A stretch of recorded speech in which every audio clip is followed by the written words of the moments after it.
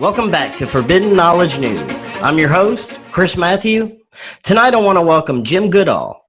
He is retired Air Force, author, and world-renowned expert on the SR-71 Blackbird spy plane, the F-117 stealth fighter, and Area 51. Jim, welcome. How are you doing tonight? I'm doing great. I'm still stuffed from Thanksgiving, but I survived. I also survived Black Friday by going nowhere. Same here. You know, I survived both. It's good to hear. But looking forward to tonight because we're going to discuss some of my favorite stuff. And one of the most, if not the most, top secret facilities in the United States, some of the black projects that may be going on there, and some of the players involved, such as Bob Lazar. But first, tell us about yourself. Tell us a little bit more about your background and what got you interested in aviation. Well, my interest in aviation started when I was about 5. I grew up in the Bay Area. I grew up in the middle of Silicon Valley before it was known for computers. Back then it was known for fruits and nuts, not the two-legged type, but the type that grew in trees. And I was 51. My dad came in the bedroom. I had already got ready to go to bed. And he came in and said, there's something coming, you have to see it. So we went outside, and we weren't that far from San Jose Municipal Airport when it was just a small little airport. There wasn't anything significant going on. But all you could hear is the ground was almost vibrating, and the sound was unbelievable. And over the Coast Mountains heading to Travis were not 1, not 2, but 24 Convair B-36s. That 10-engine, 260-foot wingspan strategic bomber started building in the late 40s and up through the 50s. And that's what locked me into airplanes, and I just went nuts over that. A couple years later, we had moved from San Jose to Los Altos, the Los Altos Mountain View area. My best friend's dad was base commander at Moffett Field. We pretty much had a run of the place. The Marine guards that guarded Moffett Field referred to us as Captain Smith's son and that friend of his, and I was that friend of his. And during that time, Danny said, hey, there's something cool in the big hangar one. That's the giant hangar there at Moffett Field, where they used to handle very large blimps. He said, you got to see it. So we went in there, and most everybody knew us just by sight. And we went at the far end, closest to the bay, and there was a series of curtains up there. The sign that said off limits, but you're not going to tell a 7-year-old off limits means stay out. So we went behind the curtain, and there behind the curtain was the still classified XF-104 Starfighter. And that was my first diving into something from the famous Lockheed Skunk Works. Danny goaded me to get into the cockpit. I got in the cockpit. We closed the canopy. The latch malfunctioned, and I couldn't get out. We had to call Shore Patrol and the Marine Guards to get us out. And that was 60-some-odd years ago. And that's really the beginning. And then things led on, and I joined the Air Force. I ended up at Lowry Air Force Base as a communications specialist. And in February of 1964, I got a set of orders to go to Edwards Air Force Base to support 3 programs for Category 1 testing. I was a telemetry guy. So when I got there, I knew one of them was the YC-141 Starlifter, the XB-70 Valkyrie, and at the time, a classified program, which turned out to be a Blackbird. And on March 10th, 1964, I saw my first Blackbird. It was a YF-12A Interceptor, and I've never been the same since. So that was really the beginning of my passion for all things Lockheed Skunk Works and my passion for things that go bump in the night and Area 51. And so, industry. I understand that you and John Lear were one of the first ones to actually do some photographs of Area 51. Yeah, John, I became John's friend almost by accident. I had a dear friend named John Andrews. He was the plastic kit development manager for testers to make scale model airplanes, cars, whatever. And he'd been friends with John for 20 years when I met Lear, and that was in the early 70s. And he was just a character who loved airplanes. He's from a very famous family. His dad invented Learjet, or brought Learjet to the marketplace. I don't think he invented it. I think it was started out as a Swiss fighter. And John went to school in Switzerland. His dad knew a lot of people in Switzerland. And when that program was not going to go any farther than it was, he bought the rights to build it as a corporate transport. And that gave the birth to Learjet. Now, what types of projects were you aware of that were going on around that time that were considered top secret or classified? I mean, as far as the 1970s and 80s time frame? Correct, yes. Well, I was aware of a program called Have Blue, which was the technology demonstrator for the F-117. I knew about the F-117 probably 10 years before it was ever made public. I knew it was a Lockheed Skunk Works airplane. I knew it was black. I knew it was powered by General Electric F404, I think D500 engines. I knew it was faceted. And I'd worked with John, I'd worked with Bill Sweetman at Aviation Week at Popular Science. He was doing an article on the F-117. But at that particular time, he was like a blind man describing an elephant. We had all the pieces correct, but we had them on the wrong sides and in the wrong place. But I heard it about 10 years before it happened, before the public was ever given an opportunity to see the F-117. I also heard about a program called Excalibur, and I still have not seen that airplane. I was told it was operational. It had to be 18, 20 years ago, and it still hasn't surfaced. I've also been told that there's another secret Air Force base besides Tonopah Test Range up in the extreme northeast corner of Nevada. Now, for the last 4 years before I moved to Arizona, I lived in Hawaii, which made going out in the desert near to impossible. And I'm getting to the point now where I'm more than happy to go out in the desert and do snooping. The hardest part, if I'm camping, is not the camping, not the cold or the rain or the snow or the security people. It's getting up off the ground after I've been sleeping on the ground for a couple hours. It just, at my age, it just gets harder. So then, I was aware of some of the unmanned programs, and I knew about Bird of Prey, which was a Boeing McDonnell Douglas project, and that's the one that's it's now sitting at the Air Force Museum. I'd been given a patch, and the person said, I can't tell you about the program, but if you look really closely at the patch, you'll see the airplane. And for the life of me, I looked at it and looked at it and looked at it, and I just couldn't find it until we saw the first picture of the Bird of Prey, and it became very obvious that it was it looked like the scabbard on the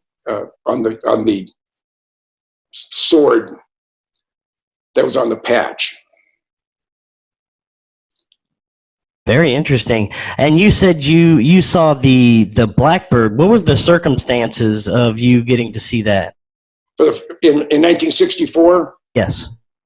Okay, I was assigned to Edwards Air Force Base to install and maintain ground-based telemetry for Category 1 testing for 3 programs. The YC-141, the XB-70, and which turned out to be the classified program, the YF-12 Interceptor, which was the fighter version of the Blackbird. And with that, I became hooked. I mean, it changed my life forever.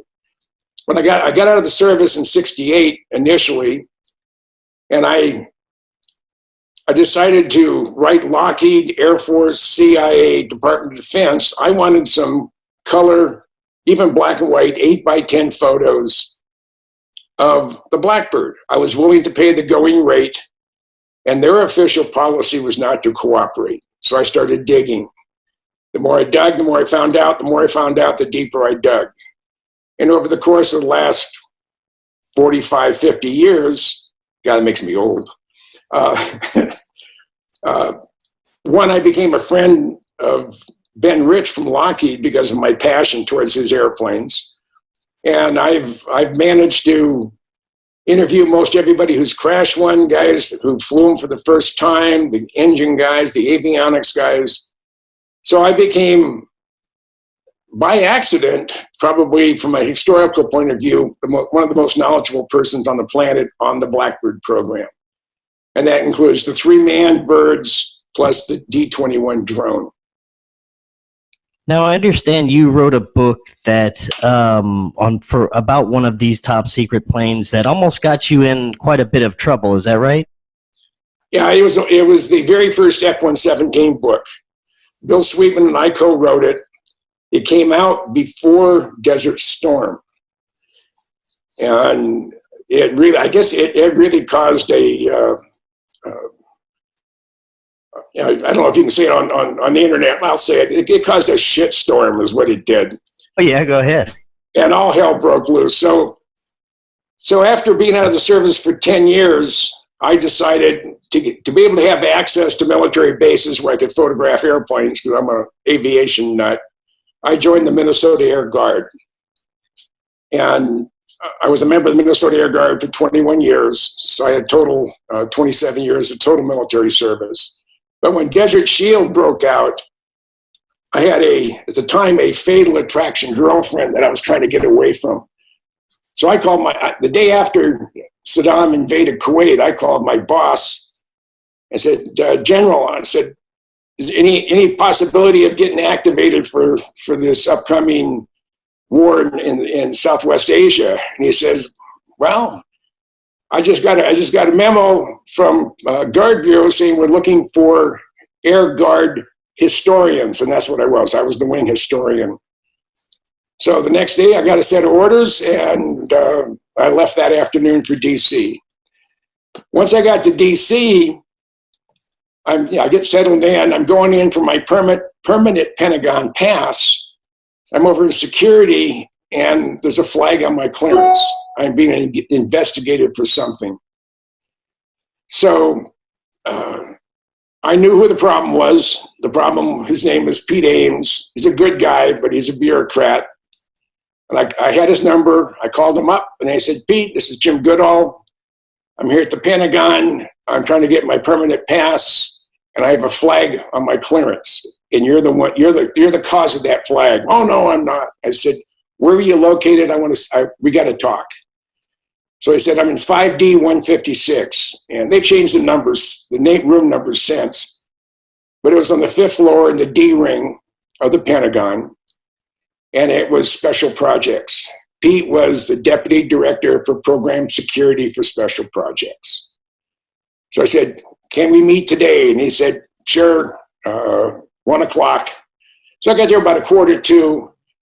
And there's this real long hallway and corridor. There's only one door in the middle, nothing else. So I press the cipher lock buzzer, and the door opens.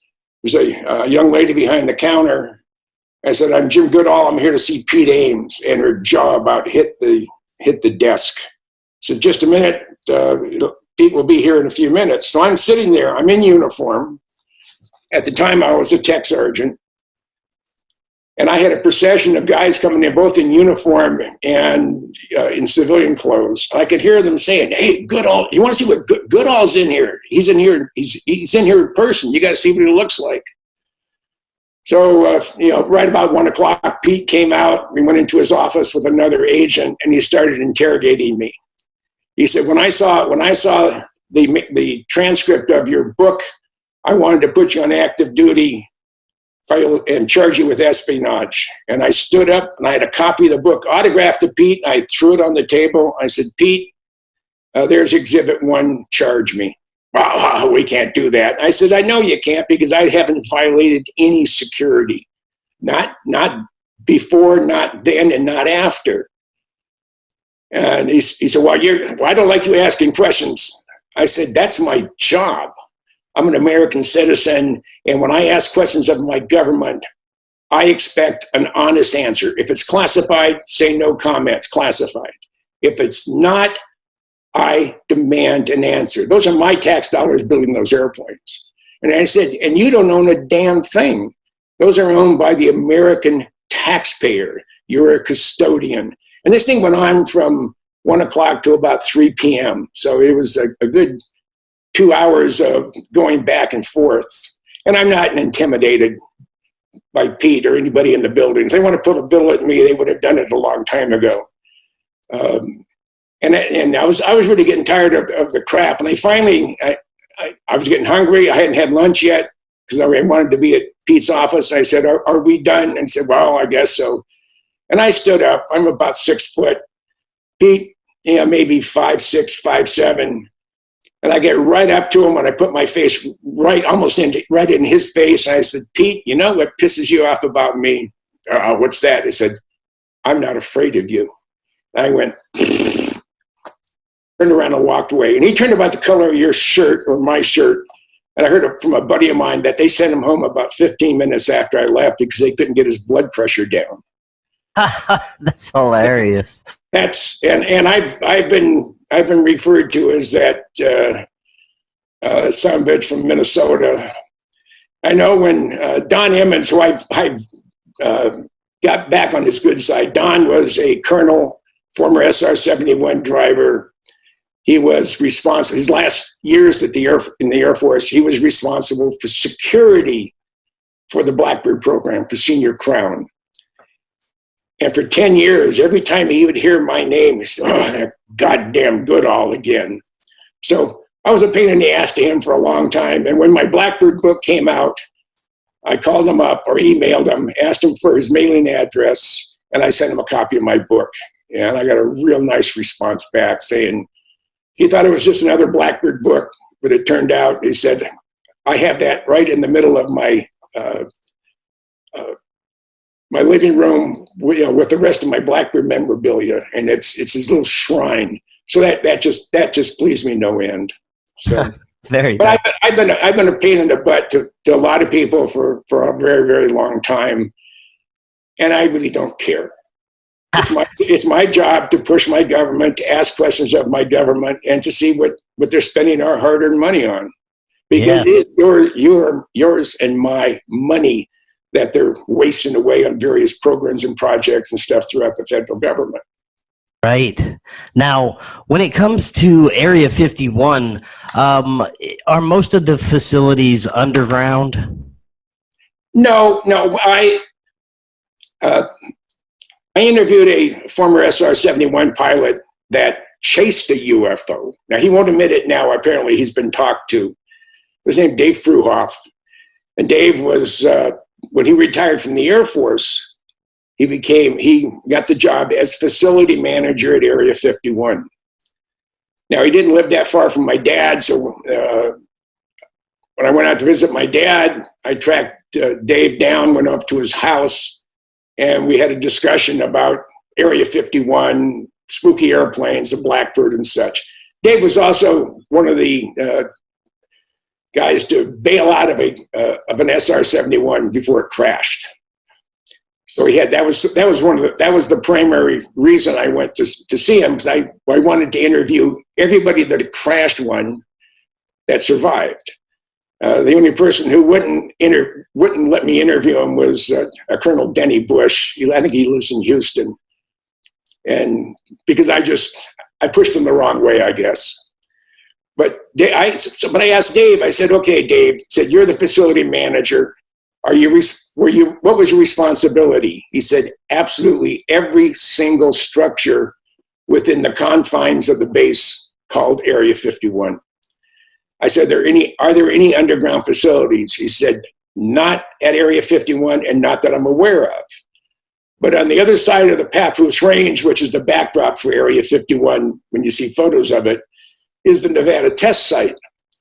And they have the ability to drill a 36 4-foot diameter hole through solid granite at about a foot an hour. And they used that capability when they were testing underground nuclear weapons and when they're building Yucca Mountain. So the technology exists there, but not at Area 51. And Dave also said that when you scar the desert, 100 years from now, you'll still see the scars. So wherever there's an underground facility, if they've carted it out from under the mountain behind Area 51, the Papoose Range, one, you'd see a road. Two, you would see a debris field. They had to haul that dirt and rock somewhere. I doubt seriously they took it off site. They dumped it somewhere within fairly close proximity, because who's going to know? It's the most secret place on the planet, at least that we know of. Right. And in reality, if you penetrated the perimeter of Area 51 and they shot you dead, your body's within sight of the perimeter, there isn't a legal law enforcement entity that could go in and retrieve your body and try somebody for your murder. The place, even though everybody in the world knows Area 51's there really isn't a mechanism for you to, or for law enforcement to go after anybody that was within the facility if they did you harm. Interesting. Yeah. Now, do you believe at any of these surrounding facilities, supposedly S4, or any of these underground top secret places, that they were actually, or still are, working with exotic materials, reverse engineering, possible extraterrestrial craft, stuff like that? Well, and this is where the controversy starts. I met Bob Lazar through John Lear before he went to work out at S4. It was a day that I had photographed the F-117. I was the first civilian to photograph the 117 at the fence line at Tonopah Test Range. I was with John Lear. We'd gotten back to his house this early January of '89. They just announced the existence of the F-117 on November 11th, '88. And then 11 days later, they announced the existence of the B-2. So it was either the 11th or the 22nd. And I don't have my notes in front of me. I don't use them. But I photographed the 117, and I was shooting print film because I wanted a quick turnaround if I got something. And even though I had a good Nikon camera and I'm up there shooting 36 roll exposure, my body was trembling. It was like I'm 12 years old. I'm seeing my first naked woman. I mean, I almost couldn't control it. And after I had it processed, out of the 36 exposures, I think there were 4 that weren't blurred. But I made the cover of Coco Fan, which is a Japanese publication. I made covers. I made Av Week, and I think 25 other magazines used that photo.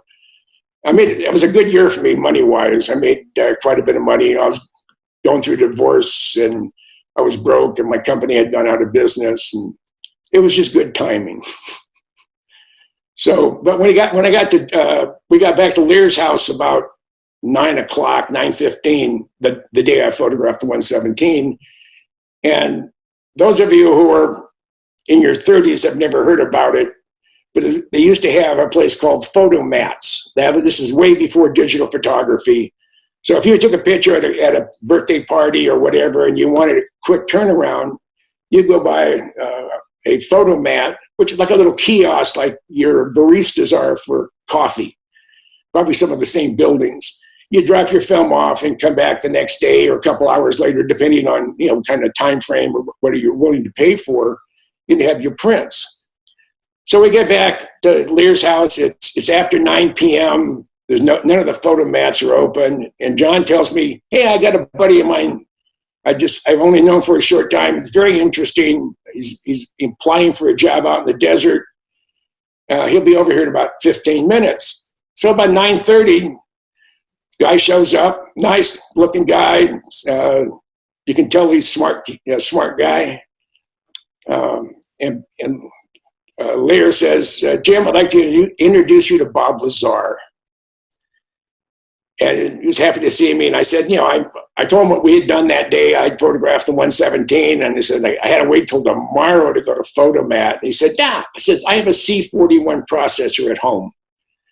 Let's go to my place. John lives up near Sunrise Ridge, which is near the Mormon temple there in north end of Las Vegas. And Lazar lived off of West Charleston, about 15, 18-minute drive away. So we jump in Bob's car. We're heading to his house. And he said, I feel sorry for Lear. I said, why is that? He's from this famous aviation family. His dad brought Learjet to the world. I said, and the son of a bitch believes in UFOs. He said, I'm a nuclear physicist. If I can't prove it mathematically or touch it, it doesn't exist. So we got to his house. We went to the C41 processor. He started processing the film. I'm just sort of looking at all the stuff he has in his house. I saw a diploma. Now, he said he went to MIT, so I'm assuming that's what it was. And I've been criticized by a number of people. So, well, you went to his house, and it's, how do you know you saw his MIT diploma? I said, I saw a diploma. But it was 30 years ago. I was going into his house for the very first time. I have a very good memory. But I'm criticized for not knowing exactly what the diploma or where it was from. I'm assuming it was from MIT, because that's where he said he went to school.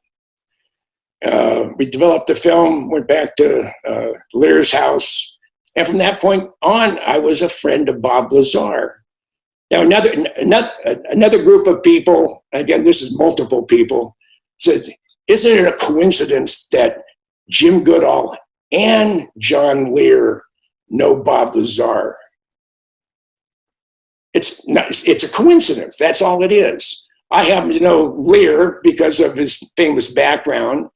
John is into spooky airplanes and interesting people, and it just happened. Those things just sort of came together and became friends. I still occasionally will send an email off to Bob Lazar. He now lives up in the UP of Michigan, but I think he's moved. I heard through the grapevine that he's moving back to Nevada. So that I haven't tracked him down or talked to him since. Now, speaking of verifying Bob Lazar, you also got a hold of his W-2 at some point. Isn't that right? Well, no, Bob gave me his W-2. He had marked out his Social Security number because I didn't want that floating around. And this was just before I knew I was going to be activated for Desert Storm because I'd requested it. And he sent it to me in the mail. I think that's how I got it. It's irrelevant how I got it. I had his W-2. And it was an afternoon. I had some extra time. It was a W-2 from S4, was it? From Naval Investigative Services or Naval Investigation. It was a name that really, you can't find that exact name in the Pentagon directory. Okay. But I looked at Naval Investigative Services. I thought that's a good place to start. So I'm in uniform at the time. I'm a tech sergeant, E6. I'm in uniform. I find out where the investigative service place is located there in the Pentagon. I go in there, doors open, walked in, and there's a lieutenant commander, one of the two. We're sitting behind the desk. And I said, sir, can you tell me where this place is located? And I handed him Bob Lazar's W-2. Now, I've been told in DC or in the Pentagon, zip codes 20201 through 20235 or thereabouts go to non-classified locations. Zip codes 20237 through maybe 43 go to classified locations. I wasn't paying that much attention, but the naval officer looked at the W-2. They said, just a minute. And he got up and walked into the admiral's office. Now, a Navy admiral is not going to talk to what they refer to as an enlisted puke. I've heard them refer to me as that, or enlisted people. And the officer comes out and he said, "The Admiral will see you now." So I go in there, I give him a proper salute, and he says, "Parade dress," not at ease, but parade dress. So I'm standing there and he's looking at Lazar's W-2. He says, "Sergeant, I don't know where you got this W-2, but if I ever see your face cross my threshold again, you'll be the most sorry son of a bitch an NCO of the United States Air Force. Do you understand?" I said, "Yes, sir." He said, "You're dismissed." With that, I saluted him, did an about-face, and walked out of his office. But as he was saying that, he took Bob's W-2 and put it in the shredder. That right there told me that I hit a sore spot, which probably meant that, oh, Bob is real.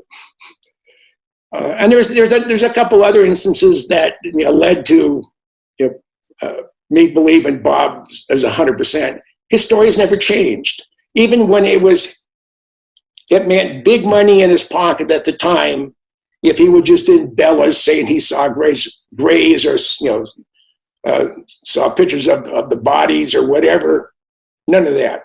He said there was references to, they called them the kids, because I guess they're short. But he said he never saw one, and he saw other craft. You could see it through open bays. But he only worked on what he referred to as a sports model, and that's the model that Tester came out with. John Andrews sat down with Bob, and they put together he told him exactly what it looked like, estimating the size. It's pretty hard. I mean, if something's 20 feet, not 50 feet, you can tell the difference.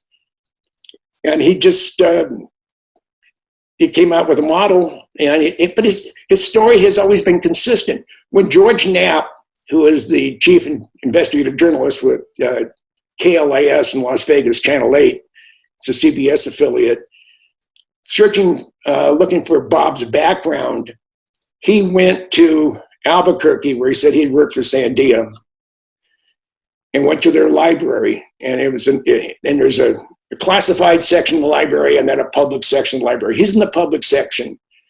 He went and found a phone book on the time frame that Bob said he worked for Sandia, gave him the telephone number, the people he worked with in that office, and the room number. And sure as shooting, when George found the phone book, there was Dr. Robert Lazar's name, and the phone number was the same number. The guys he looked up, he said he worked with, those were the same numbers. And then Bob had the clicker. He told George, says, I have a jet car, which I've seen. He had a Lamborghini Countach body on it. I think it was a J34. I mean, just by today's standards, really a gutless jet engine. But he'd gone 300 miles an hour and a quarter mile. And in the Albuquerque, local Albuquerque paper, there was a feature article on Bob Lazar. It said, Sandia scientist goes 300 miles an hour on the ground on the weekend, or something along that line. And there's a picture of Bob standing in front of his jet car. And it says, I'm not sure if it said professor or doctor or maybe just nuclear physicist. Bob Lazar, working at Sandia, has an interesting hobby, and it's racing jet cars. So it was another thing to go, yep. Fast forward a couple more years, I have a buddy of mine that was one of the early enlisted guys on the F-117 project at Area 51. And on days when there was a down day, when they were doing some major work on it that didn't require his talents, they had access to a Humvee. They had a security badge that was, if it's good for Area 51, it's pretty good for everywhere else in the Nevada test site. And they drove around the Papoose Range, and they're in the southwest corner on a dry lake bed, Papoose Lake. And they're just looking around, trying to, looking for cans, looking for artifacts or whatever. And he said, out of nowhere, and I won't give his name because he's still in the industry.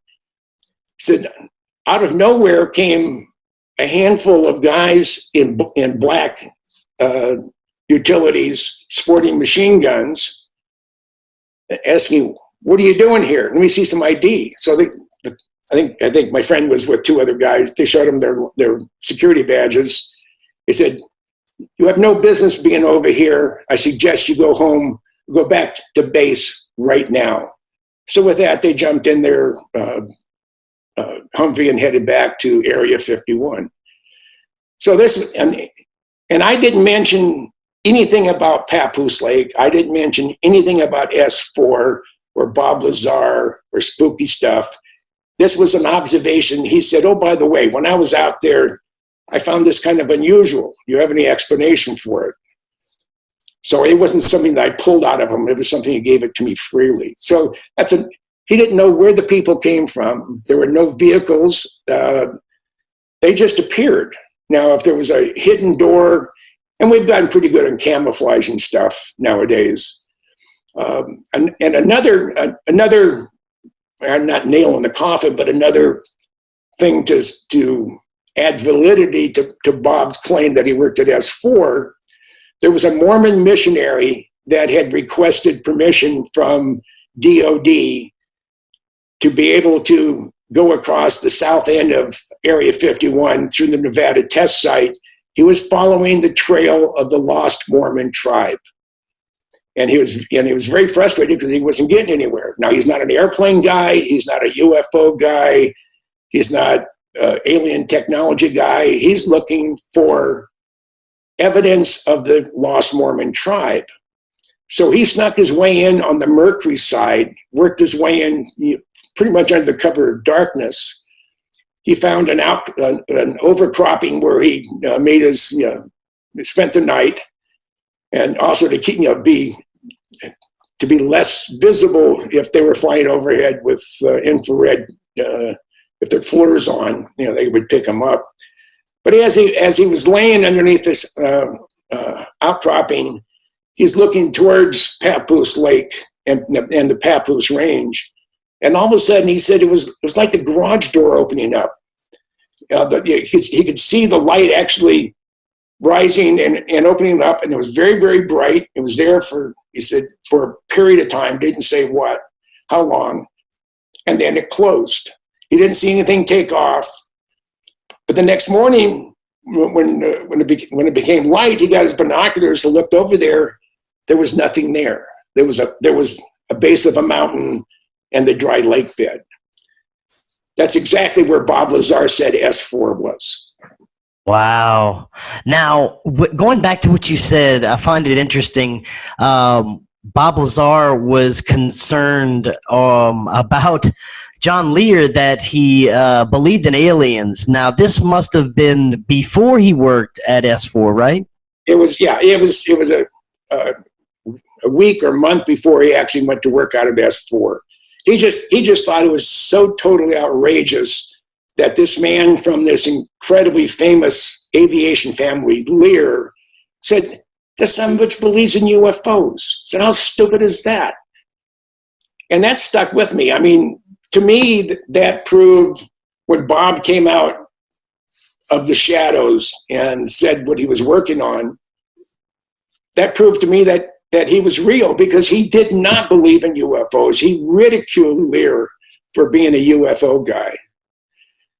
Did he ever talk to you about any of the other projects that he might have been working on? Now, the only thing he said, that when he was at Sandia, they were trying to bring the kill ratio in dollars and cents per nuclear weapon. They were trying to go from 12 cents a fatality down to 10 cents a fatality based on the yield from a nuclear weapon or weapons. And he said the guys at Sandia really didn't have a sense of humor. He said one Halloween when he was there, they were testing something in a chamber. They were firing a laser into something, a target. And Bob decided that he was going to pull a joke on him. So he got a pumpkin, carved it out into a jack-o'-lantern, and put it in the chamber. So when they fired the laser, it went threw the head of, the pumpkin into the target. And of course, they got all sorts of erroneous readouts from the sensors. They got all upset. And when they opened the chamber, here's this jack-o'-lantern with a hole through his head done by a laser. They didn't. Lazar said he was almost laughing so hard he almost wet his pants. But he said no one else found any humor in his joke. Now, as you mentioned earlier, you knew Ben Rich. For those that aren't familiar, tell us a little bit about who he was and how you came to get to know him, and any inside information that you might have gotten from him. I became acquainted with Ben Rich primarily because of John Andrews at Testers. And also I had a fascination with the Skunk Works. Now, Kelly Johnson knew my name. Kelly Johnson, the founder of the Skunk Works, referred to John Andrews, that son of a bitch from Testers. And he referred to me as that pain in the ass from somewhere up here in the Midwest. I mean, I heard him say that with my own ears at a function. And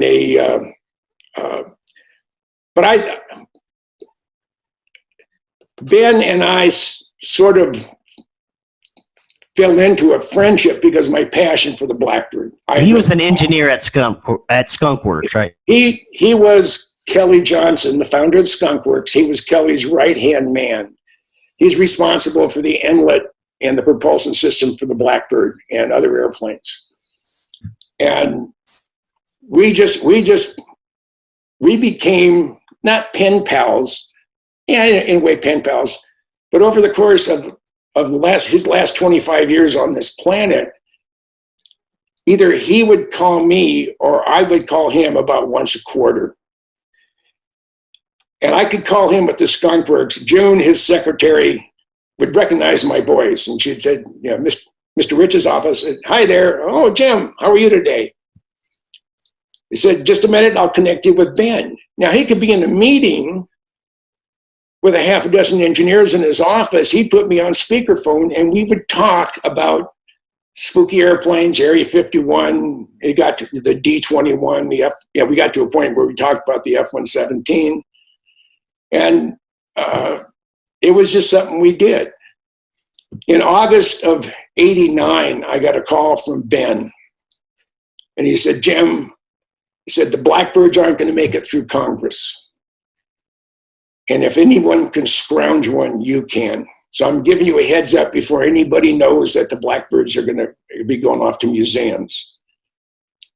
And I said, well, I had heard that if the program came to an end, that they were going to cut them up. He said they were going to. But when Larry Welsh, who I looked at as a traitor to the Blackbird program and to America, Larry Welsh was, at the time, Air Force Chief of Staff. He replaced, my mind just went blank, Jerry O'Malley, who was Air Force Chief of Staff, who was the first blue suitor to fly an operational mission in the SR. He loved the program. Welsh was turned down to fly the airplane when he was a major. He wasn't a good enough pilot. So he hated the program with a passion. So he's the primary reason he got no support from Air Force, and he had a lot of friends in Congress. And it also cost a lot. The program was expensive, but he got the job done. He calls Ben Rich up in the fall, I guess it was late summer of '89. And he said, when the program comes to an end, I want all 30 of the remaining blackbirds. I want 27 of those airplanes cut up and scrapped.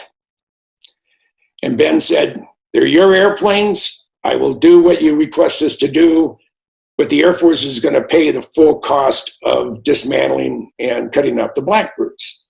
Now, they had already cut, Carter had already had the tooling cut up. So Welsh says, well, give me a number. Ben said, it'll take me a week or so to get the numbers down. There's somewhere in the neighborhood of 3,000 to 4,000 pounds of asbestos or asbestic products in the blackbird. They're located in Southern California, in LA County, no less.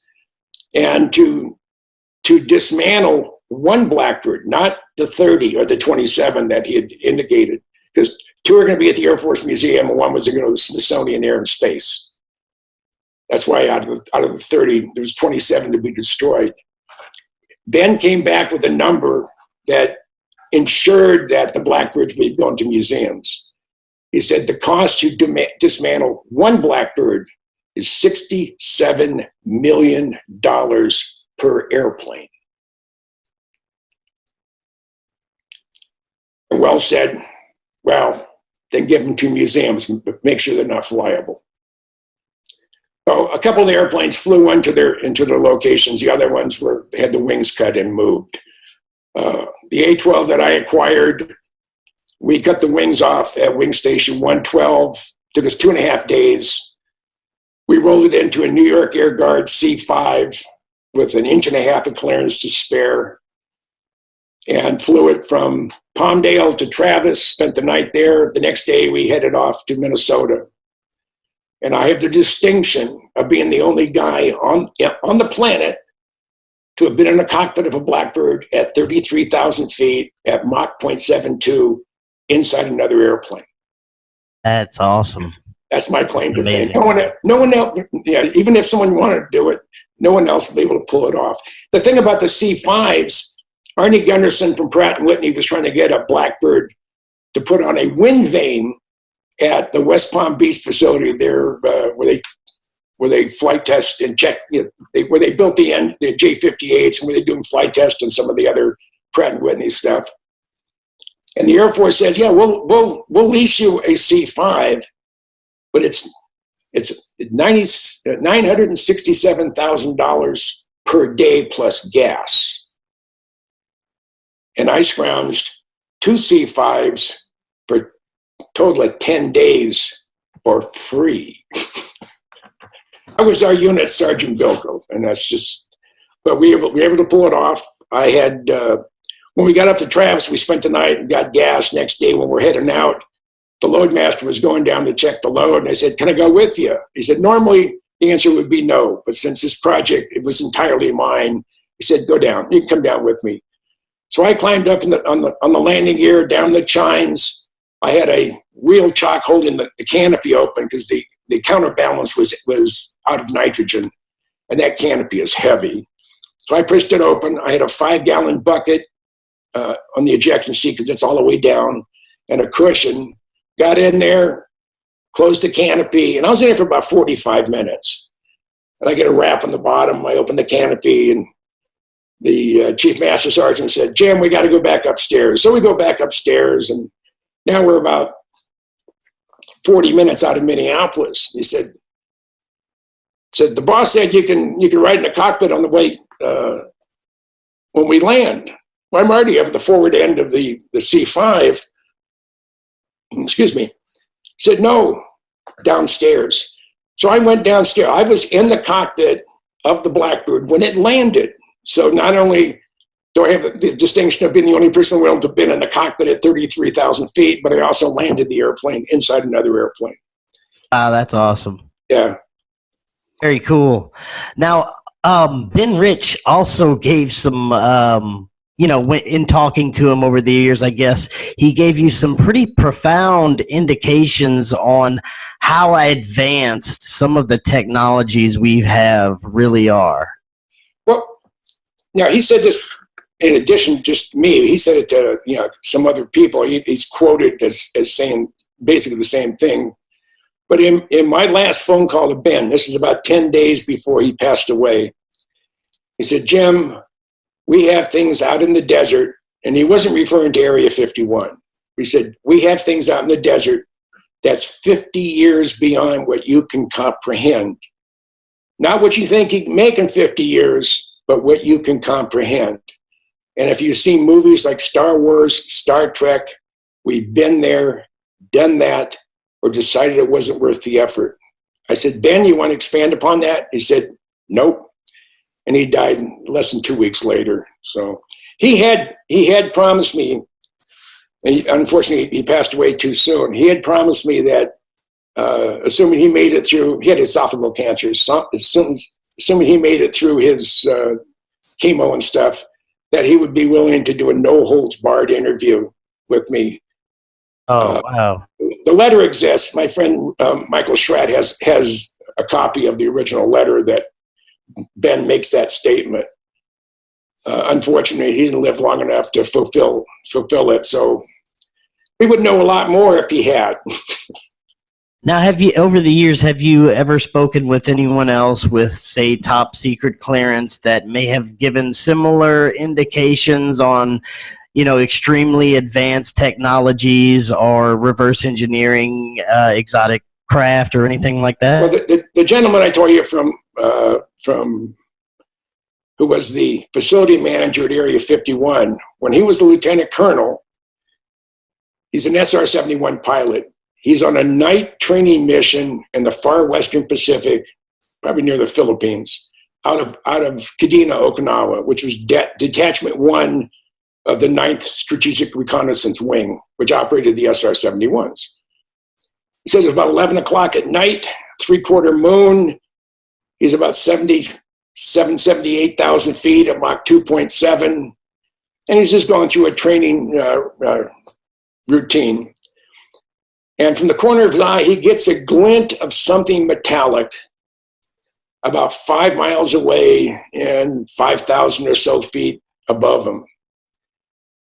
So he gets on the radio on secure voice and contacts Kadena to see if we have another bird up, because they had 3 SRs there, SR-71s. He said, "No, you're up there by yourself." I said, "No, I'm not. I'm going to go take a look."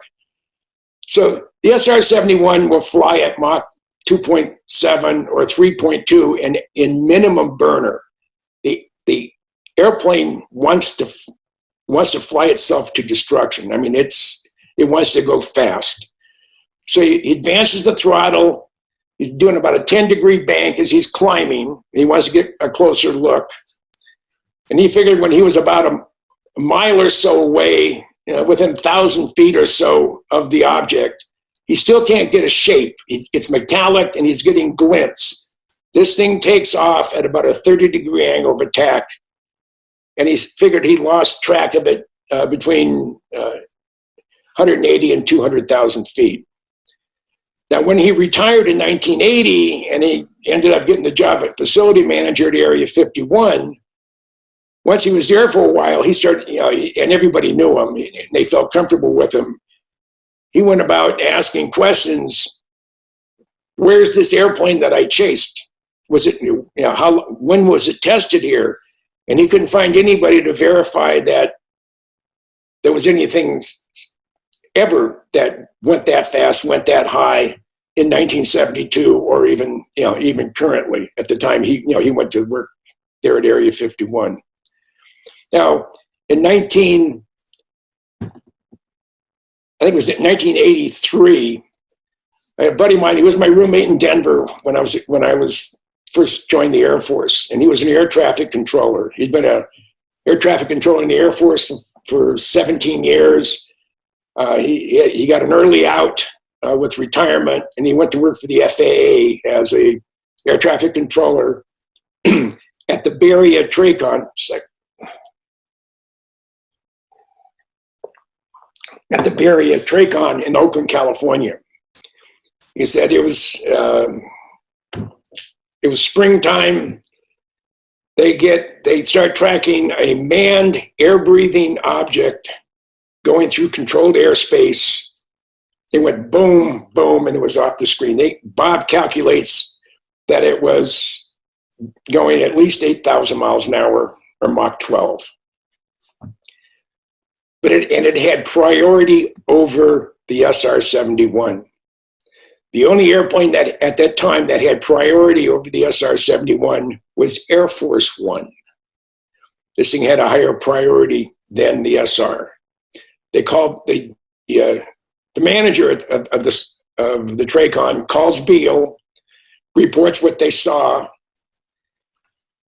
A full colonel and a young captain come to the Tracon. Now the colonel's talking to the GM, the captain's talking to Bob. Now Bob took his job as an air traffic controller as serious as death. I mean, that was his job. He lived, breathed, and ate being an air traffic controller. And this captain says, look, Mr. Garrow, his name was Bob Garrow. He's since passed away, so I can use his name. Said, look, Mr. Garrow, you don't know what you were looking at. And Bob just got furious. And he said, look, buddy boy, I've been controlling high-speed exotic aircraft before your daddy poked your mother for the first time. So don't give me this crap. I don't know what I'm doing. With that, the colonel heard it. He came one out and said, no, Mr. Garrow, you don't understand. You didn't see a thing. I said, okay, I can live with it. So 2 years later, he lived in Pleasanton, California. And I have family in the Bay Area, and I grew up in the Bay Area. So I'm over at Bob's house, and we're talking about spooky airplanes and my favorite thing in the world, the Blackbird. And he said, back in the early 80s, and he tells me about tracking this thing going Mach 12, going through controlled airspace, which I believe was Aurora. And he didn't know what my passions were. He knew I liked airplanes. He knew I liked the Blackbird, but he didn't know that I had other passions besides that airplane and that program. So that was another piece of the puzzle.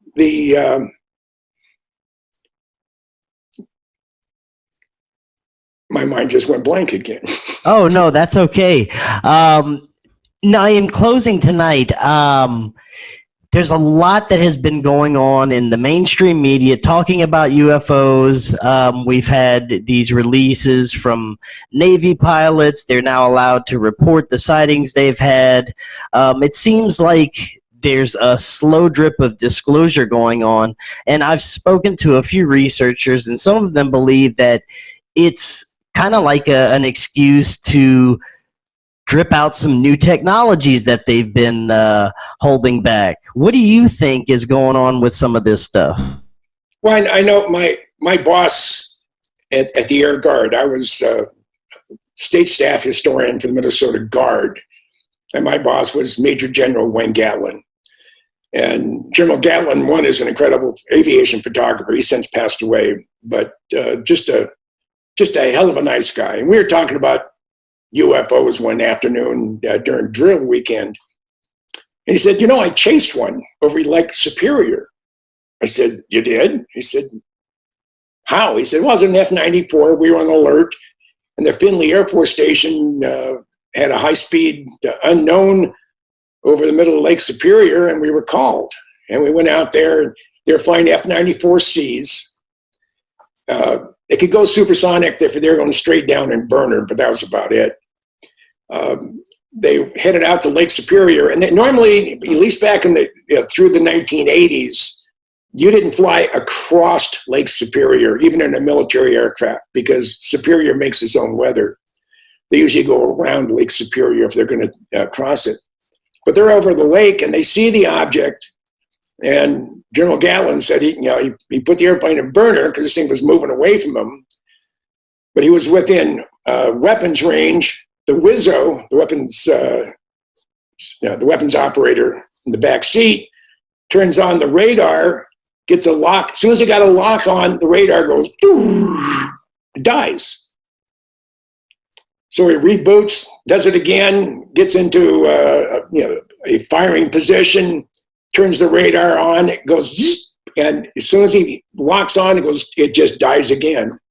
So they're heading towards Finley, and Finley is Air Force Station's tracking it. And this is right on the shore of Lake Superior. And all of a sudden, Finley says it was coming towards us, but it's disappeared. It didn't come past us. And General Gatlin said he's in full burner. He's watching the fuel gauge go down. Unlike the SR that likes to fly fast, that's the only airplane that flew in constant afterburner.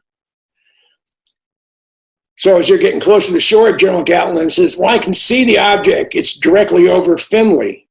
So they run out of their geodesic dome and look up, and here's this object. And he couldn't really get a definition of it. And and as soon as the guys went out, and General Gatlin said, the WISO got ready to turn his radar on, this thing went straight up and disappeared. And the visibility was unlimited. I mean, you're Duluth, Minnesota, and the North Shore Lake Superior, you're in the middle of nowhere. There's, other than taconite and a power plant, there's no industry up there. So the air is crystal clear. And it just disappeared. But so I asked General Gatlin, and this had to be in the late 80s when he told me about this. And so if I was an Air Force or military pilot and I saw a UFO, what should I do? He said, go home, have a beer, and forget about it. I said, what do you mean? I said, all it's going to do is tarnish your reputation, have a black mark against you. This guy's a kook, or this guy isn't playing by the rules, and it won't do you any good. I said, but if you are going to report it, there's no formal avenue to report a UFO other than going to public affairs. And that you might as well go into a closet and talk to yourself, because that's about as far as it'll go. But today, because of the internet, because of digital cameras, I mean, you take your iPhone. I mean, it has better resolution than a lot of your real expensive cameras back in the 50s and 60s, and even the 70s. And you get your iPhone 9 or 10 or 11 or 15 or whatever it is today. I mean, I have a couple $1,000s worth of Nikons, and it just irritates me that I can get almost as good an image as far as, you know, not blowing it up too much as I can with my cell phone as I can. Right, yeah. So, but it just keeps happening that way. There's more and more things are coming out that they can't put the lid on it. It's with this thing called the internet, there's just too many ways for the information to get out. So I think because it was so blatant and because so many people saw it, you have the incident on the Nimitz. It's almost like, what was the one with Kirk Douglas was in it, where they go through a time warp, and now it's early in 1940, December 6, 1941. Right. I can't remember the name of the movie, but yeah, I don't remember at the time either. But they go back in time, and they go fighting Zeros with F-14s. But it's I don't know. I don't know if we're in charge. That's the thing. People say, well, how come this stuff hasn't come out? I don't think we may not be in charge. We may not be the ones saying, hey, we don't want any of this information to come out. It may be whoever is controlling our government, if you're such an entity. I don't put anything past what's going on in this world. You look at TV today, you look at what's going on in Washington. The inmates are truly running the asylum. I agree 100%. You know, everything is backwards nowadays. And what's up is down, what's down is up, what's right is wrong, what's wrong is right. When Spielberg came out with E.T., he was quoted saying that he went around for a number of years trying to find money to do this film, and he kept getting doors slammed on. No one wants to see anything about an alien that comes to Earth and plays with kids. But and again, I don't know this for sure, but I've been told by a number of different people that exist. There's a group within the Central Intelligence Agency that funds programs to promote what they want to promote. And they wanted to desensitize the general public to alien beings. And the best way to do it is start with the kids. And what, E.T. came out 30 years ago? So you have people in their mid-30s who know for sure that, yeah, E.T. was real and he did call home. Even though it was a movie, it's been, it's like Pavlov's dog. It's been imprinted in their brain that, and it's nothing to be fearful of. Well, I don't believe that. The other thing, I was a docent at Kitt Peak National Observatories, west of Tucson. They have 22 optical telescopes and 2 radio telescopes, a 12 meter and a 25 meter. They have the largest optical telescope is the 4-meter Mayall telescope. It's being modified to do research on dark energy. But the 2.1 meter telescope was operated by Caltech for 5 years in a search of exoplanets. And then over the course of the 5 years, in a very, very small section of the Milky Way, our galaxy, they identified 8,000 exoplanets. I mean, we're talking a real small little part of our overall galaxy. And just before I stopped being a volunteer, I didn't care for the volunteer coordinator. I don't like being talked down to. You can yell at me and call me names, cuss at me, but don't talk down to me. I left. But just before that, we had a meeting, one of the top astronomers and all the docents and all the staff at the National Optical Astronomy Observatory, or NOAO, which is based at the University of Arizona in Tucson. And he said, we have some new information based on work that's done by all the telescope operators in the world. They've all more or less put all their information into one pot. He said, we calculate with using the best methods that we know how, that for every star in the universe, and that's a number you can't cram into your head, for every star in the universe, we figure there's 1.5 planets. And out of that incredibly huge number, we calculate that there are approximately 2 billion, that's with a B, 2 billion Earth-like planets in an habitable zone around a star similar to ours with liquid water. And that's enough to scare the shit out of anybody. We're not alone. We can't be the only mistake, if you want to call that, in the universe, or the only place where life began. It's impossible. With 2 billion Earth-like, now the universe is 14.5 billion years old. We're 4.5 billion years. There's some places that had a 10 billion year head start on us as far as technology. Now, do you think that they are a threat to us? It seems, the technology that they have is so advanced that they could have easily, if they want to take us out, they could have done it by now. Do you think it's more of an observation thing, or should we be worried about something in the future? That I really don't know, but my gut feeling is that we may be almost like a farm team. It may be that one of the multiple entities out there that are live entities, maybe their Earth, maybe their solar system is dying. We have about a billion, maybe 1.5 billion years before our sun starts to burn out. And it will never nova. It will never go into a supernova. But when it turns into a red giant, we're gonna be toast anyway. It may be that they were maybe we're a farm. I mean, there's a lot of people that are abducted. They don't know where or how. We may be when they're inviting us to dinner. We may be dinner. Right. There's definitely more questions than answers when it comes to all of this stuff. Yeah. And Jim, thank you so much. That was fantastic, fascinating information. And anytime, as long as I'm not traveling somewhere or unavailable, I'd be more than happy to come back on. that would be great. And thank you again so much. And you have an excellent night. I will. You take care, and you don't have to worry about staying warm. I do. So you take care. Yeah. Stay warm. Good night.